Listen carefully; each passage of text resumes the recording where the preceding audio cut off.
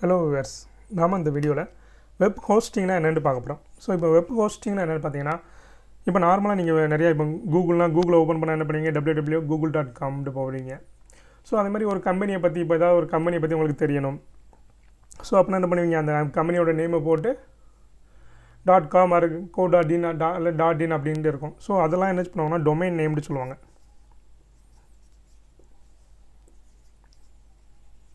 So இப்போ நான் இந்த கூகுள் இருக்கலாம், google.com, google.co.in.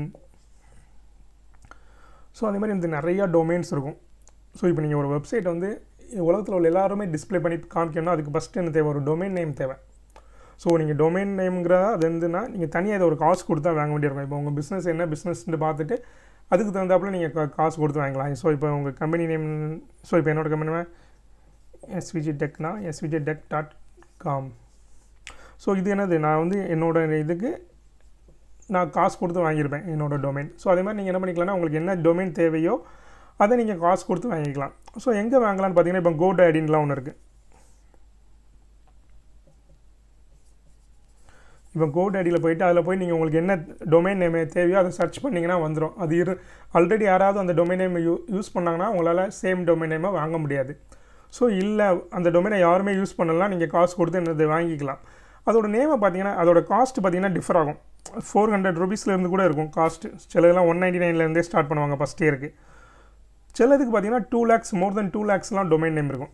ஸோ அது என்னன்னா உங்களோட அந்த நேமோட பாப்புலாரிட்டியை பொறுத்து. நீங்கள் சாதாரணமாக நேம் வச்சிங்கன்னா ரேட்டு கம்மியாக தான் இருக்கும். ஏதாவது ஊர் பேர் வைக்கிறீங்க அல்லது ஒரு ஃபேமஸான கீவேர்டு வைக்கிறீங்கன்னா அதுக்கு ரேட் என்ன பண்ணால் அதிகமாக இருக்கும். ஸோ இப்போ நீங்கள் உங்கள் ஊர் பேரில் எந்த டொமைனுமே இல்லை, நீங்கள் உங்கள் ஊர் பொருளை வாங்க போகிறீங்கன்னா ஸோ அதுக்கு என்னது கண்டிப்பாக அதிகமாக இருக்கும். அது மாதிரி அது ஃபேமஸான ஒரு நேமில் வாங்க போகிறீங்கன்னா அதோட டொமைன் நேமோட காசு அதிகமாக இருக்கும்.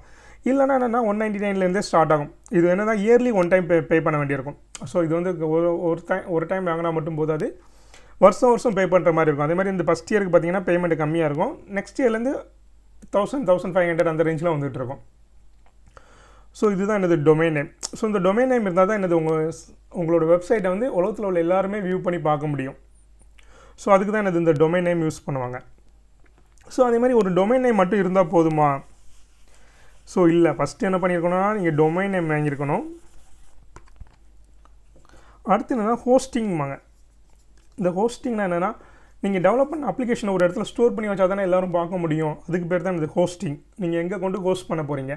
ஸோ இதுக்குமே என்ன பண்ணலாம்னா அந்த go.in ஹோஸ்ட் பண்ணனா பண்ணிக்கலாம். go.in இதே மாதிரி நிறையா ப்ரொவைடர்ஸ் இருக்காங்க. ஸோ இதுக்கு தனியாக நீங்கள் காசு கொடுக்க வேண்டியிருக்கும். இப்போ என்னது நீங்கள் ஒரு ஸ்டாட்டிக் அப்ளிகேஷன் வச்சுருக்கீங்கன்னா ஸோ அதுக்கு வந்து ஸ்டாட்டிக் அப்ளிகேஷன்னா அந்த அப்ளிகேஷனில் கண்டென்ட் வந்து சேமாக தான் இருக்கும், அது வந்து மாறவே மாறாது. ஸோ ஸ்டாட்டிக் அப்ளிகேஷன் வச்சுருக்கீங்கன்னா அதுக்கு ஒரு காசு. இல்லை நீங்கள் டேட்டா பேஸ் யூஸ் பண்ணியிருக்கீங்க, ஸோ என்ன மாதிரி டேட்டா பேஸ், இப்போ MySQL யூஸ் பண்ணியிருக்கீங்கன்னா அதுக்கு ஒரு காசு. இல்லை SQL சர்வர் யூஸ் பண்ணியிருக்கீங்க, மைக்ரோசாஃப்ட் SQL சர்வர் யூஸ் பண்ணியிருக்கீங்கன்னா அதுக்கு ஒரு காசு. ஸோ நீங்கள் இதை பொறுத்து நீங்கள் வாங்கிக்கலாம். அதில் வந்து இந்த ஹோஸ்டிங்க்கும் கண்டிப்பாக வாங்கணும்.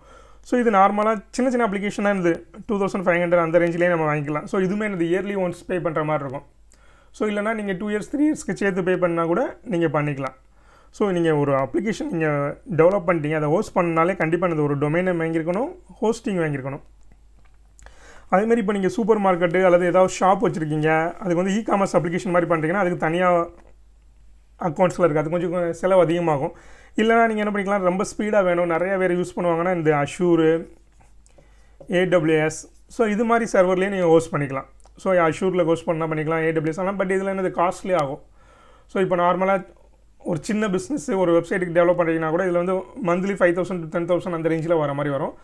அது உங்கள் அப்ளிகேஷனை பொறுத்து இதோட ரேட் கூட்டிகிட்டே போகும், பல லட்சங்களில் கூட வரலாம். இப்போ பெரிய கம்பெனிலாம் யூஸ் பண்ணுறாங்கன்னு பார்த்தீங்கன்னா அந்த சர்வர் வந்து எப்போவுமே டவுன் ஆகாது, அதுக்குன்னு நிறையா ஃபியூச்சர்ஸ்லாம் வச்சுருப்பாங்க. அதோட காஸ்ட் என்னென்னா ரொம்ப அதிகமாக இருக்கும். ஸோ இப்போ நார்மலாக நீங்கள் ஒரு ஸ்டாட்டிக் வெப்சைட் பண்ணுறீங்கன்னு வச்சுங்க, அட்லீஸ்ட் ஒரு 3000 ரூபீஸாவது என்ன ஆகும்னா இயர்லி மெயின்டெனன்ஸ் ஆகும். ஒரு இயர்லி நீங்கள் என்னது 3000 கிட்ட மெயின்டைன் பண்ணுற மாதிரி இருக்கும். இல்லை நீங்கள் இ-காமர்ஸ் மாதிரி பண்ணுறீங்கன்னா ஸோ அதுக்கு தகுந்தாப்பில் உங்களுக்கு ரேட்டு வந்து என்னது இன்க்ரீஸ் ஆகும். ஸோ ஒரு அப்ளிகேஷனை வந்து நீங்கள் வேல்யூவில் எல்லோரும் வியூ பண்ணுற மாதிரி வைக்கணும்னாலே உங்களுக்கு என்னது இந்த ரெண்டுமே தேவை, டொமைன் நேம் தேவை, ஹோஸ்டிங்கும் தேவை. ஸோ அதுக்கப்புறம் இந்த உங்களுக்கு சிலர் என்ன பண்ணுவாங்கன்னா உங்களுக்கு இமெயில் ஐடி வேணும்னு நினைப்பாங்க. ஸோ நீங்கள் இப்போ என்ன சைட் வச்சுருக்கீங்களோ அதே நேமில் இமெயில் ஐடி போனீங்கன்னா இப்போ ராஜுன்னு இருக்கீங்க உங்கள் சைட் நேம் நீங்கள் என்ன நேம் வச்சுருக்கீங்க. இப்போ எஸ்எஸ் சூப்பர் மார்க்கெட்னா ss.com, இப்போ எஸ்எஸ் சூப்பர்ன்னு வச்சுக்கோங்க. sssuper.comனா அதே நேம்லேயே என்ன பண்ணிக்கலாம்னா மெயில் ஐடி வாங்கிக்கலாம். ஸோ இந்த மெயில் ஐடி பார்த்தீங்கன்னா என்னென்னா